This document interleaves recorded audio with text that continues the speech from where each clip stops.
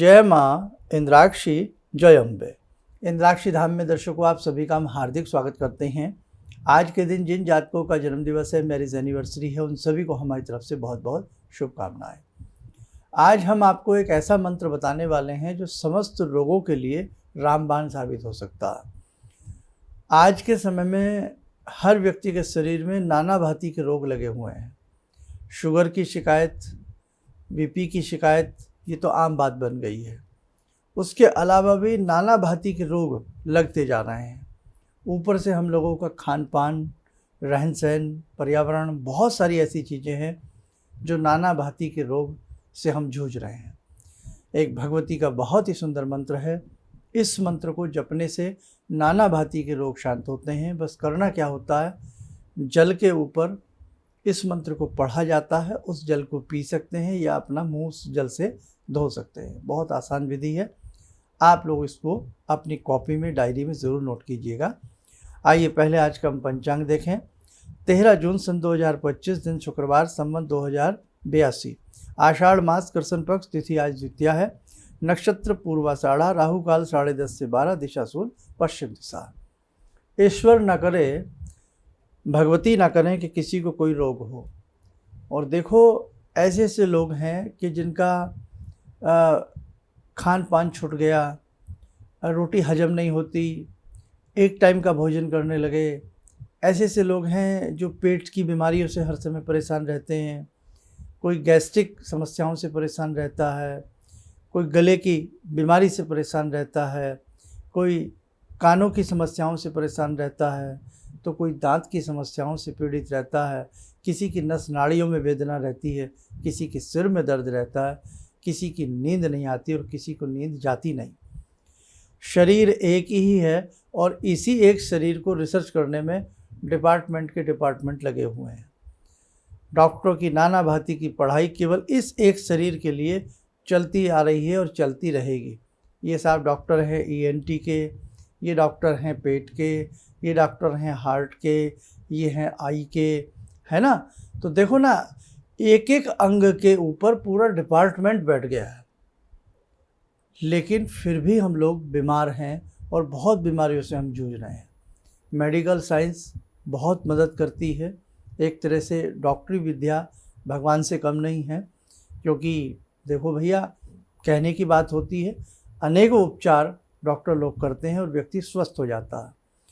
लेकिन कई बार क्या होता है कि व्यक्ति बहुत इलाज कराता है, या यूँ कह लें कि कई बार व्यक्ति की सक्षम स्थिति नहीं होती है, उतना उसके पॉकेट में दम नहीं होता है कि वो कोई ऐसा बड़ा ऑपरेशन कराए या वो कुछ कराए। सबसे पहले तो हम आपसे यही कहेंगे कि जो भी आपकी अपनी मेडिसिन्स चल रही हैं वो अपनी चला के रखें, और साथ में मेडिकल का सहारा अपना समय समय पर लेते रहें। उसी के साथ साथ भगवान के मंत्रों का सहारा भी आपको लेना चाहिए। कहते हैं दुआ और दवा दोनों ही बहुत बड़ा असरकारक सिद्ध होती हैं। तो आइए सबसे पहले आप ये मंत्र नोट कर लें, फिर हम इसकी विधि आपको समझाते हैं। मंत्र आप लोग लिखें।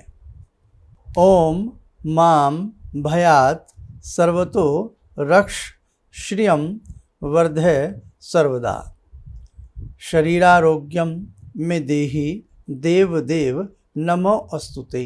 दोबारा सुने।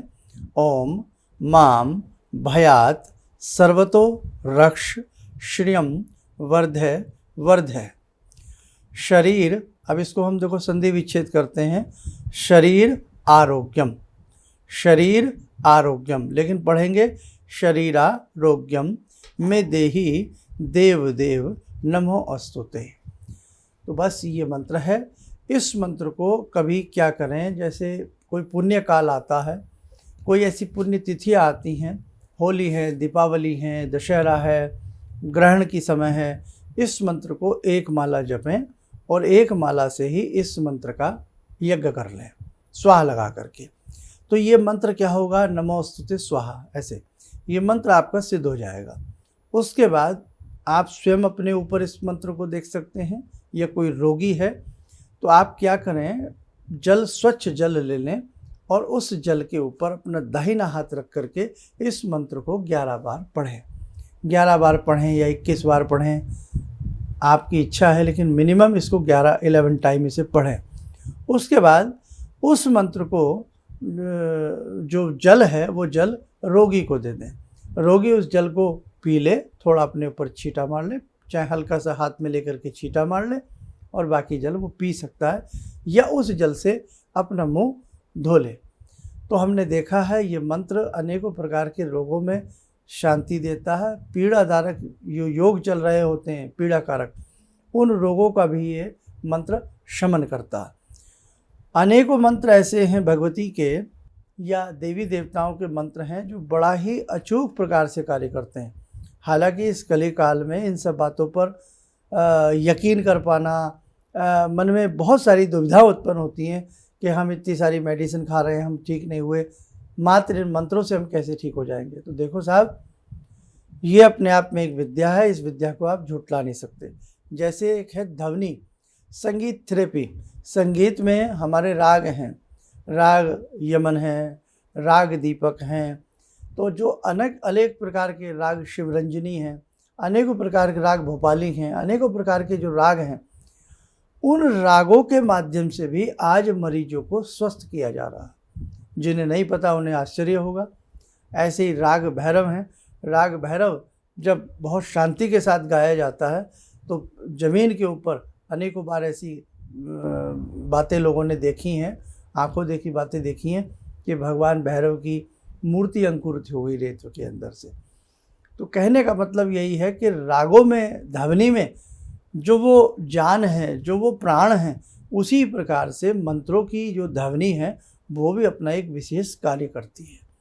हमारी बॉडी में षट चक्र हैं, किसी से छिपा नहीं है। 6 ताले लगे हुए हैं, कोई 7 तालों की बात करता है। हमारे बॉडी में सारी चीज़ें हैं, रक्त, मज्जा, मसा, मांस, सारी चीज़ें हमारी बॉडी में हैं। सप्त धातुएं हमारी बॉडी में हैं। तो हमारी सप्त धातुओं के ऊपर इन मंत्रों की ध्वनि का असर पड़ता है। वात, पित्त, कफ की जो इनको स्थिति, इन 3 स्थितियों से ही नाड़ी जो वैज्ञानिक हैं, नाड़ी शोधकर्ता जो हैं, जो वैद्य हैं, वो इन तीनों ही स्थितियों के गड़बड़ होने से शरीर में रोगों की उत्पत्ति बताते हैं। तो हमारी शरीर के अंदर इसी प्रकार से 3 नाड़ियाँ भी हैं, जो मुख्य नाड़ियाँ हैं, ईड़ा, पिंगला और मध्य में सुषुम्ना।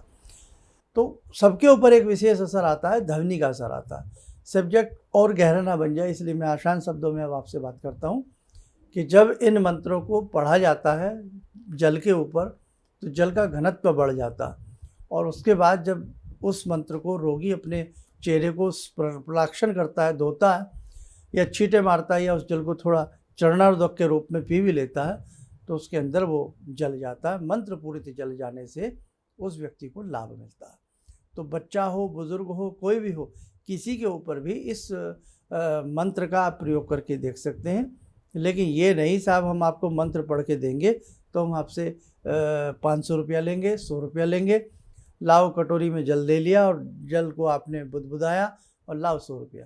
तो ये जब इस प्रकार की कोई मंत्र को ऐसा जब होने लगता है तो वो मंत्र की शक्ति विलीन हो जाती है और उल्टा लाभ की जगह हानि की स्थिति आती है। तो मैं आपसे सभी बच्चों से प्रार्थना करूंगा कि बेटा इस प्रकार से नहीं करना है। मैं नई नई खोज करके लाता हूँ, नई नई चीज़ें आपके लिए बताता हूँ, या जो भी हमने जीवन में सीखा है तो वो हमारे साथ ही ना चला जाए, आप तक वो सारी चीज़ें पहुँचे। और हमारे शास्त्रों में जो भी ज्ञान और विज्ञान की बातें हैं, जो अनुभव में चीज़ें आई हैं, जिनसे लाभ मिला है, वो बताने का आपको मन करता है। ठीक है, तो आप इसलिए इन सब चीज़ों को, ऐसे मंत्रों को कहीं ना कहीं अपनी डायरी में ज़रूर लिखा करें। और हमारा शरीर तो रोगों का भंडार बनता जा रहा है, मानोगे ना मानोगे, कोई ऐसा व्यक्ति नहीं होगा जो ये कह दे कि मैं बिल्कुल स्वस्थ हूँ, मैं अच्छी नींद सोता हूँ तो अच्छी नींद उठता हूँ, मैं दिन में स्वस्थ रहता हूँ, बहुत खाता पीता हूँ, मस्त रहता हूँ। ये चीज़ें तो बहुत कम लोगों के साथ हैं।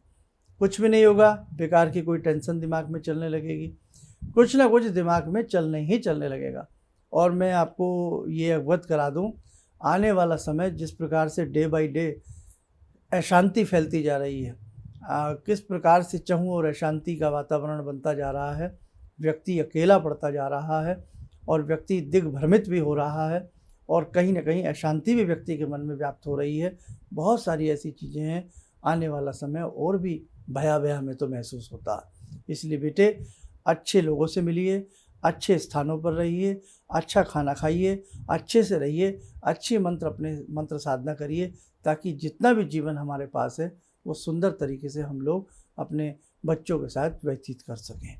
तो आप भी मेरे बच्चों की तरह हैं, इसलिए बेटे मेरा यही मन होता है कि अच्छे अच्छे मंत्र, अच्छी साधनाएं, अच्छे उपाय मैं आपको बताऊं।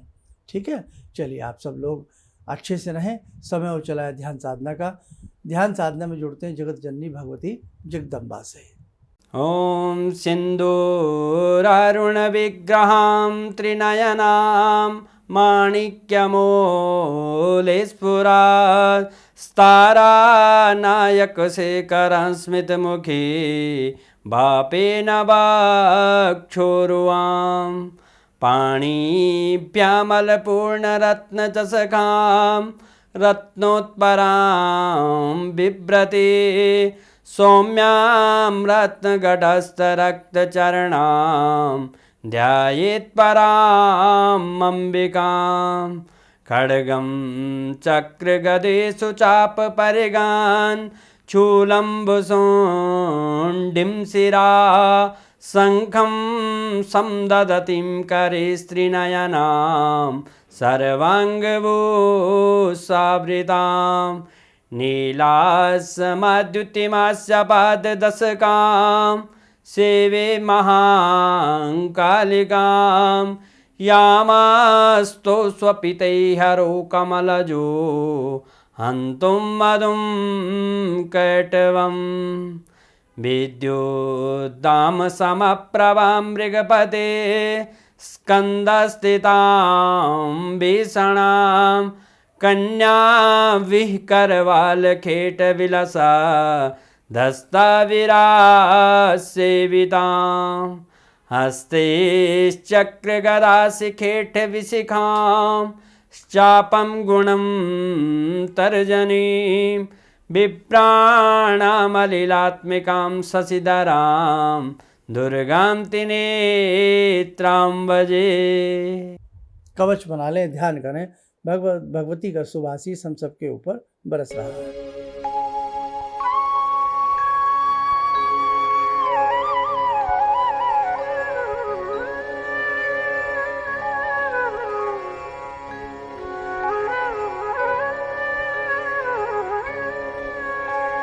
ओम बोलते हुए नेत्र खोलें, सामान्य हो जाएं।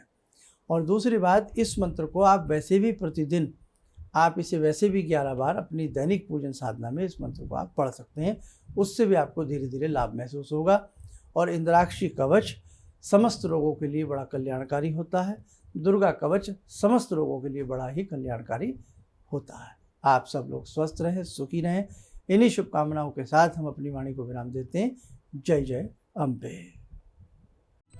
किसी भी समस्या के समाधान के लिए मिले प्रसिद्ध हस्तरेखा एवं वास्तु विशेषज्ञ प्रोफेसर धर्मेंद्र शर्मा जी से। नोट: शिविर में भाग लेने हेतु एवं व्यक्तिगत रूप से मिलने के लिए कॉल करने का समय सुबह 10 बजे से शाम 6 बजे तक। हमारे विभिन्न ज्ञानवर्धक कार्यक्रम देखने के लिए आप हमें अभी सब्सक्राइब करें, बेल आइकन को प्रेस करें ताकि आप देख सकें हमारा कार्यक्रम सबसे पहले। और अधिक जानकारी के लिए फेसबुक पेज को लाइक करना न भूलें।